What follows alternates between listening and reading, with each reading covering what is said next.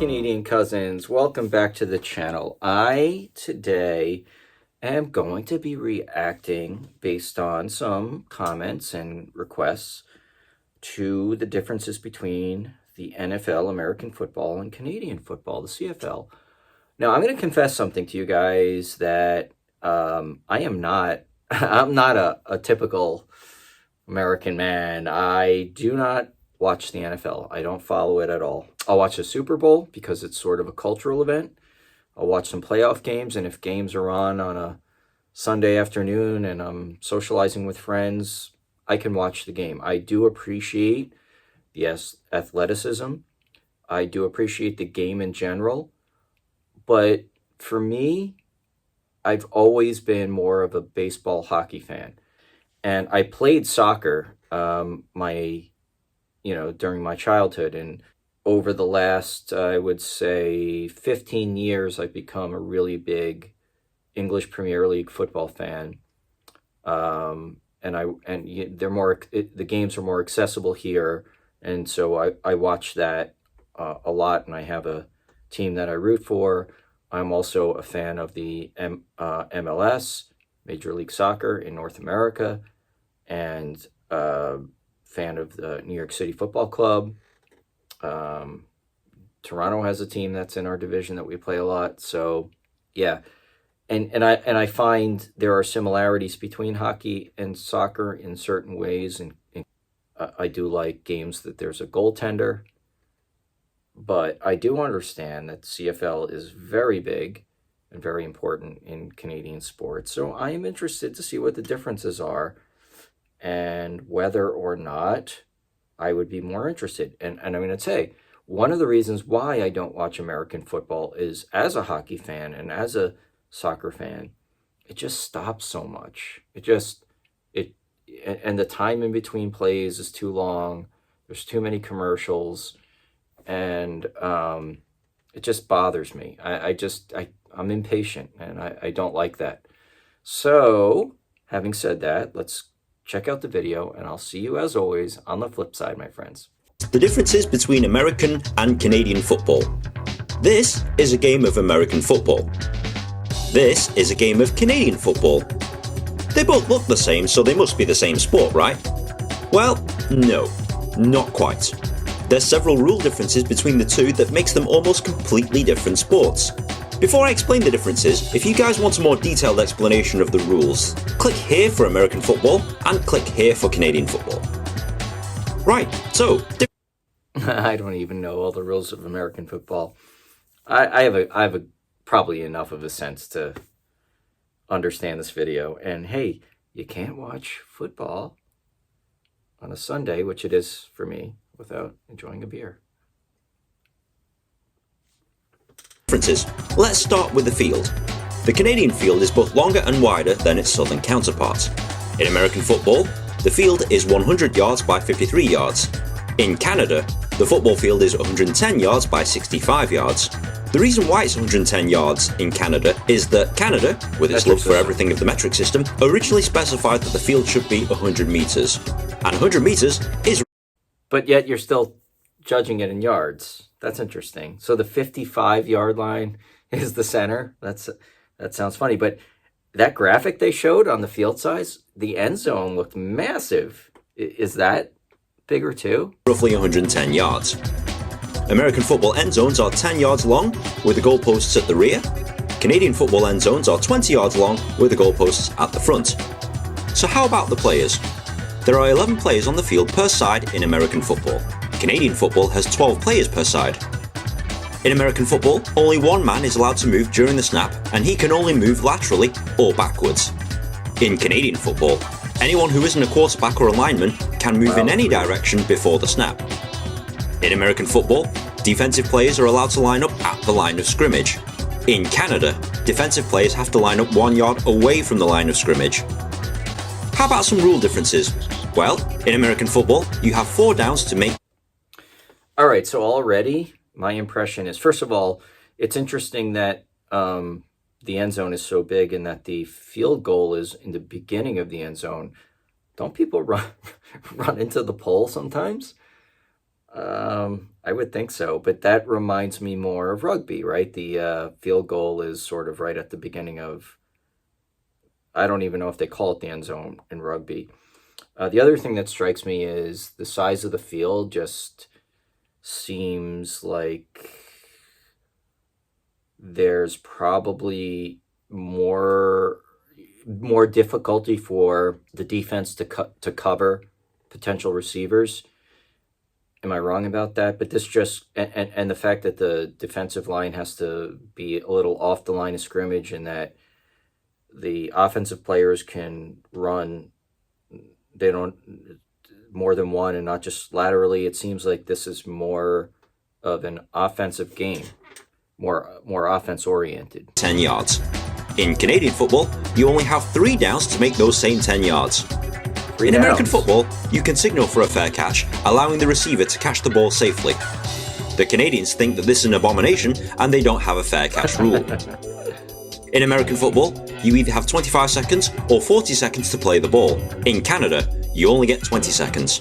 And you get a 2-minute warning in American football and a 3-minute warning in Canadian football. The scoring is exactly the same in both games, except in Canada, you get 1 point for missing a field goal. Wait, what? Missing a field goal? Yep, if you miss a field goal and it clears the end zone, the kicking team gets a point. This is known as a rouge, but is more commonly known as a single. You can also score a single by tackling the ball carrier in their end zone after a field goal attempt or punt attempt. To add further confusion, the kicker is allowed to recover his own kick so long as it travels 10 yards in Canadian football. In American football, it has to travel at least 10 yards and be touched by an opposing player. In American football, a missed punt or missed field goal is ruled dead and the play stops. In Canadian football, a missed punt or missed field goal is ruled live and the other team may run with the ball and try and score a touchdown. Oh, I like that. There are other rule differences. All right, so this is going fast. I'm trying to take it in. I also find it ironic that it's a Brit who's explaining the difference to me between Canadian and American football. It seems to me, and I need to watch a game to appreciate this, but it seems to me that with only 3 downs, with the space of the field, with the shorter pass clock, that this game is going to move faster and stop less, or stop for shorter periods of time with a lot more turnover, I think. Am I getting that right, guys? Between the two, but these are the main ones that you need to know about. So what does all this mean? These rules generally mean that American football is more defensively and tactically minded. The extra down means that the American game is more balanced between running, passing and kicking. Canadian football, on the other hand, has 1 less down to move the ball 10 yards, so emphasis is usually based on passing the football. Kicking is also more important in the Canadian game, as kicking the ball occurs more frequently. The 1-yard gap rule and the fact that there's only 3 downs is a severe disadvantage to the defences of Canadian teams. This means that it's pretty much an offensive shootout every game. American football players tend to be bigger in size and strength, whilst in Canadian football, the players are slightly smaller as they need to be able to move faster than their American counterparts. There are various myths about these two types of football, and I'm here to hopefully dispel some of them. Myth number 1. Canada has bigger balls. It's a common misconception that the balls in Canadian football are bigger, but the actual allowed dimensions fall into each other's specifications, meaning that, in theory, both sports can use the same ball. Given also that the balls are made by the same manufacturer, it seems implausible that Wilson would have 2 different machines that make 2 different balls that vary only by a couple of millimetres. Myth number 2. The CFL is just a graveyard for has-been NFL and college players. Actually, the CFL has produced many top players that went on to have good NFL careers, such as Joe Theismann, Warren Moon and Doug Flutie. Myth number 3. Canadian football has taken a... I heard one time that, I think this was during COVID, I was just listening to an American sports talk radio channel, and they were talking about how, I think we opened up our sports fast sooner, if I'm not wrong, because I think kind of anyway, I think it was that the CFL was hurting from the COVID shutdown, and maybe there was a good, I idea for the NFL to purchase the CFL, which, knowing you guys now, I think is a terrible idea, and I would never like to see that happen. But the point was that our college football, in baseball, we have the farm system, right? So the minor leagues, mature players, and they go up from double A, single A, double A, triple A, and major league, whereas there is no farm system in football, nor college, nor NBA basketball either, because the college system is sort of the farm system. But they were saying that a lot of players that go from college to the NFL are missing a piece of experience by playing with adult men. They're transitioning from young men or boys to men, and that they have a very short window in which to mature to succeed in the NFL. And if a lot of those players played in the CFL first and then go to the NFL, they'll be better players because they're having experiences playing against really good, mature, experienced, men football players. And those that play in Canada first between college and the NFL tend to get more experience and do really well. Anyway, that was the discussion. I know nothing about it. I'm just relaying what I heard. American football rules and blatantly changed them. I hate to burst your bubble there, Yanks, but the Canadians invented their game first. Myth number 4. Canadian football is inferior to American football. So I know a lot about the history of the game called football, which is where all of the footballs around the world really sort of derived from. A chaotic game of moving a ball down the field by kicking, tackling, throwing. Certain games evolved rules, mostly through schools. In England, you had rugby, which was a educational institution. Rugby rules, football became something. Other schools, I think Eton, maybe one of them, but that's how it developed into the modern game of football, soccer. And American and Canadian football evolved from rugby, obviously, and they all have the same origins. But I believe that, some of the Ivy League institutions in the Northeast developed rules for what became American football. And it sounds to me like what they're saying is that it was happening parallel in Canada, which makes sense to me because why not? We're so close together and we're, developing sports together. And so the Canadian rules that are being played with today may have been developed earlier, but I would be interested to know, and I would bet that those rules were developed at a university, right? Say that. I mean, sure, if you're talking about the amount of money it generates and the amount of money the players get paid, American football wins hands down.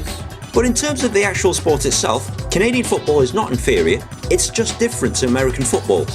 I personally watch both kinds of football regularly, and I can honestly say that I prefer Canadian football. But that's just me. You're entitled to think differently. If you found this video entirely helpful, please comment, rate and subscribe. It takes me ages to make one of these things, and good karma is appreciated. Likewise, for a further explanation of the rules of each game, see my other videos. That was really cool, guys. I enjoyed that. And yes, my interest is very much piqued. I would love, at this point, to see a Canadian football game. Probably I have to go there to really appreciate it. The size of the field is a big deal. Oh, by the way, have you ever seen a Australian rules football game? Aussie rules? Oh my lord, that is an interesting game. So crazy, and they play on these massive cricket fields that are oval. I think the largest fields that there are.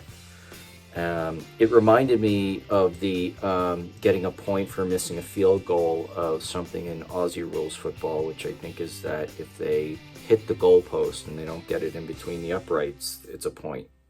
But if they get it in between, it's something else I can't remember. but that looks like a super cool sport.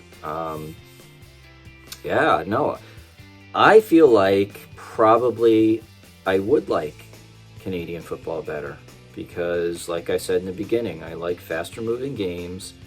I like stopping less. They're saying that, American football is strategic, and I get that. I'm a little impatient, and I just get frustrated with NFL. So I feel like I would be more attentive to the game and enjoy it more because I do appreciate the basic game and the athleticism and the passing and the catching and the running, everything about it. I do appreciate it. I do think it's a good game. It's also because they only, teams play once a week, and it so much is riding on that one game. And so, like, if I can't watch a game, I miss a lot. Whereas, in hockey they play a lot, baseball play even more, soccer play a lot. If I miss a game or two, big deal. I'm seeing enough of the games where, I'm still invested in it. And I can't, I'm so busy on Sundays with my family and everything, I can't sort of invest that one day, which is the key day to watching football here in the U.S. Is that true of Canada too? Is Sunday generally football day? Do you have Monday night football? Do you have now Thursday night football like they have here? I would like to know. What are your favorite teams? How many teams are there in the CFL? I assume every major city has one.